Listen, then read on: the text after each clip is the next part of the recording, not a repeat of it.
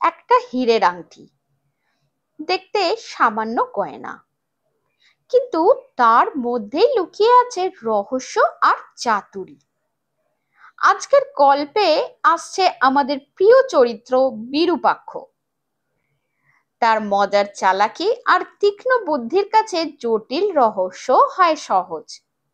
চলুন শুনে নি নিহার রঞ্জন গুপ্তের অমর সৃষ্টি হীরের আংটি। সকালবেলা সবে দ্বিতীয় কাপ চা নিয়ে বিরূপাক্ষ একটি চারমিনার ধরিয়েছে। সিঁড়িতে হালকা পায়ের জুতোর শব্দ কানে এলো। বিরূপাক্ষ বুঝতে পারে আগন্তুক আর কেউ নয়, মিতুল বাবু। বিরূপাক্ষ চায়ের কাপে চুমুক দিতে ভুলে যায়, দরজাটার দিকে তাকিয়ে থাকে। কয়েক মুহূর্ত পরে মিতুল বাবুকে ঘরে ঢুকতে দেখে ওর মুখের দিকে তাকিয়ে প্রশ্ন করলো, কি সংবাদ মিতুল বাবু?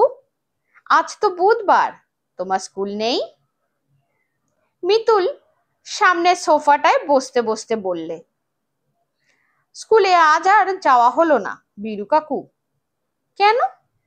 একটা বিশ্রী ব্যাপার ঘটে গিয়েছে। বিশ্রী ব্যাপার? হ্যাঁ, আমার ছোট কাকুর হীরের আংটিটা সকাল থেকে পাওয়া যাচ্ছে না। হীরের আংটি? তা আংটিটা ছিল কোথায়? ছোট কাকুর ডান হাতের আঙুলে। আংটিটা ঢিলে নয় যে আঙুল থেকে পড়ে যাবে কোথাও, বেশ টাইট ছিল আংটিটা। হয়তো মনের ভুলে কোথাও রেখে দিয়েছেন।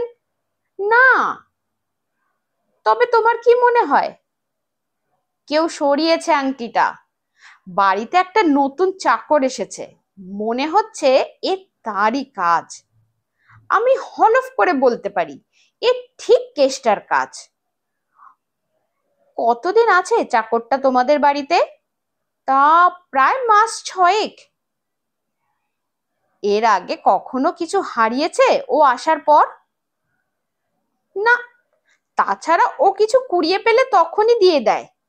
একবার একটা 100 টাকার নোট ঝাড়ু দেওয়ার সময় কুড়িয়ে পেয়ে ও মাকে দিয়েছে। আর একবার দিদি ভাইয়ের কানের সোনার দুল বাথরুমে কুড়িয়ে পেয়ে ফিরিয়ে দিয়েছে। তাই বাড়ির সকলের ধারণা এই আংটিটা চুরি করেনি, ও করতে পারে না। কেষ্টাও কাঁদছে, বলছে সে চুরি করেনি। বাড়ি ঘর দোর নিশ্চয় সব ভালো করে খোঁজা হয়েছে, অন্তত বার 4। ছোট কাকু আমাকে কি বলেছে জানো? কি? আমি যদি আংটিটা খুঁজে বের করে দিতে পারি তো সে মেনে নেবে আমি গোয়েন্দাগিরি কিছু কিছু করতে পারি। তাই তো, তাহলে তো দেখছি আংটির একটা ফয়সালা তোমাকে করতেই হয় মিতুল বাবু। তা তোমার ধারণা এটা ওই কেষ্টরই কাজ, তাই না? হ্যাঁ। কেন বলো তো? তুমি শুনলে হাসবে না তো? না না, বলো কি বলতে চাও।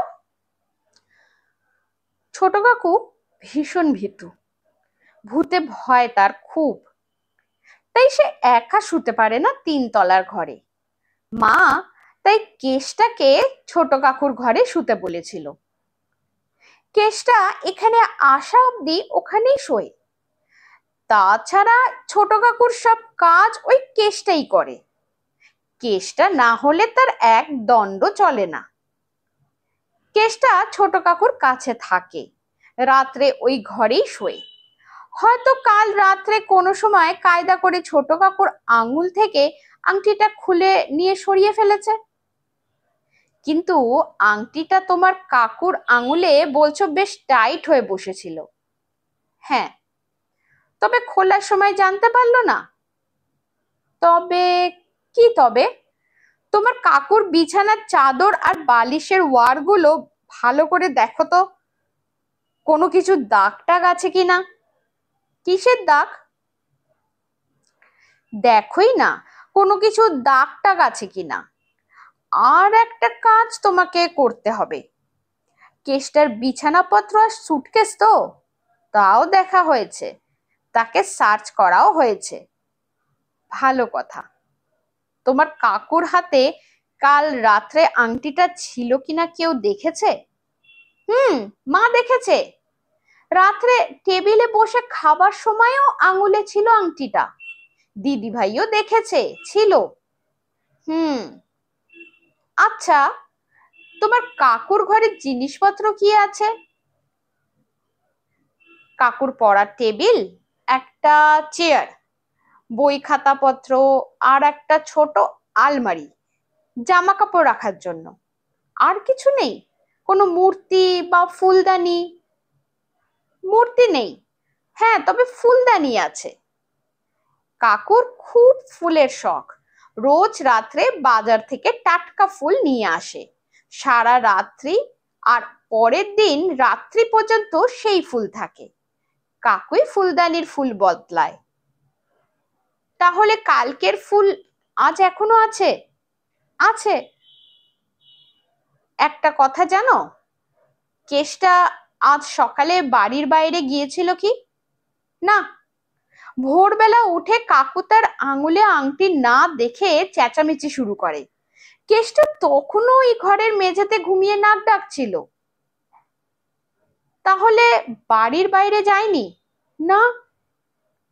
শোনো মিতুল বাবু, আংটিটা তাহলে এখনো বাড়ির মধ্যেই আছে, কোথাও পাচার হয়নি।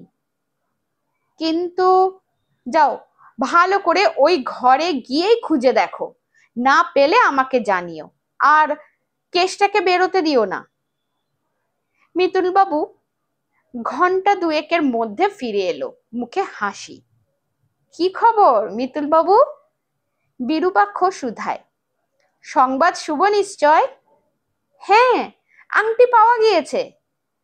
তবে আমার ধারণাই ঠিক, এ কেষ্টারই কাজ।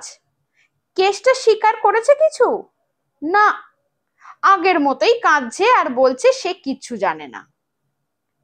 বিরূপাক্ষ মৃদু হেসে বলে, তা কি করে বা কোথায় পেলে বলো এবার শুনি।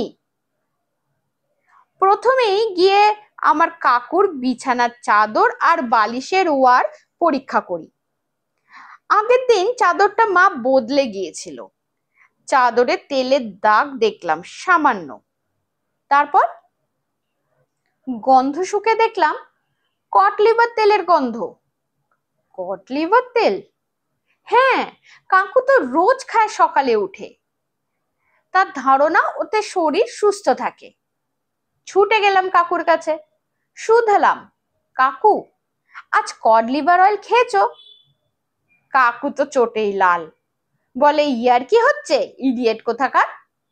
কিন্তু কাকুর গা থেকে তখনও কড লিভার অয়েলের গন্ধ বেরোচ্ছে। আমি বুঝলাম কি ঘটেছে। কি ঘটেছে? ওই কড লিভার অয়েলেই কাকুর আঙুলে লাগিয়ে কুম্ভকর্ণ কাকুর আঙুল থেকে রাত্রে কোনো এক সময় আংটিটা খুলে নিয়েছে। তাহলে কোথায় রাখলো সে আংটিটা? কোথায় রাখতে পারে ভাবতে ভাবতে চোখ পড়লো ফুলদানিটার দিকে। সাবাস! তারপর শেষ পর্যন্ত ফুলদানির মধ্যেই আংটিটা পাওয়া গেল। ভাগ্যিস তুমি কাকুর ঘরের জিনিসপত্র কি কি আছে তখন আমাকে জিজ্ঞেস করেছিলে। কিন্তু তোমার কাছে আসার আগে কথাগুলো আমার মনে হলো না কেন? হওয়া উচিত ছিল, তাই না? বিরূপাক্ষ মৃদু হাসছে। তুমি হাসছো বীরু কাকু? পাশেই শিশির বসেছিল। সে বললে, দুঃখ করো না মিতুল বাবু, তুমি এই বয়সে যা বুদ্ধির পরিচয় দাও, বড় হলে তুমি বিরূপাক্ষ সেনকে কুপকাত করবেই। কিরিটি রায় বেঁচে থাকলে তাকেও টপকে যাবে তখন। তা কেষ্টার কি ব্যবস্থা করলে মিতুল বাবু? বিরূপাক্ষ জিজ্ঞাসা করলো। হাতে নাতে তো ধরতে পারিনি, শুধু অনুমান। তা ঠিক, তাছাড়া বেচারা কেষ্টার বয়সই বা কি, 14-15 মাত্র। কিছুটা লোভে পড়েই অকর্মটা করে ফেলেছিল। মা কিন্তু বলেছে ওকে আর চাকরিতে রাখবে না। জানেন, আমার হাতে পায়ে ধরে কান্নাকাটি করছিল একটু আগে। তোমার ছোট কাকু কি বলে? ছোট কাকু বলেছে ওর নাকি 10 বছর জেল হওয়া উচিত। সবাই হাসতে লাগলো। আমারও গল্পটি শেষ হলো। গল্পটি ভালো লাগলে লাইক, শেয়ার আর সাবস্ক্রাইব করতে ভুলবেন না।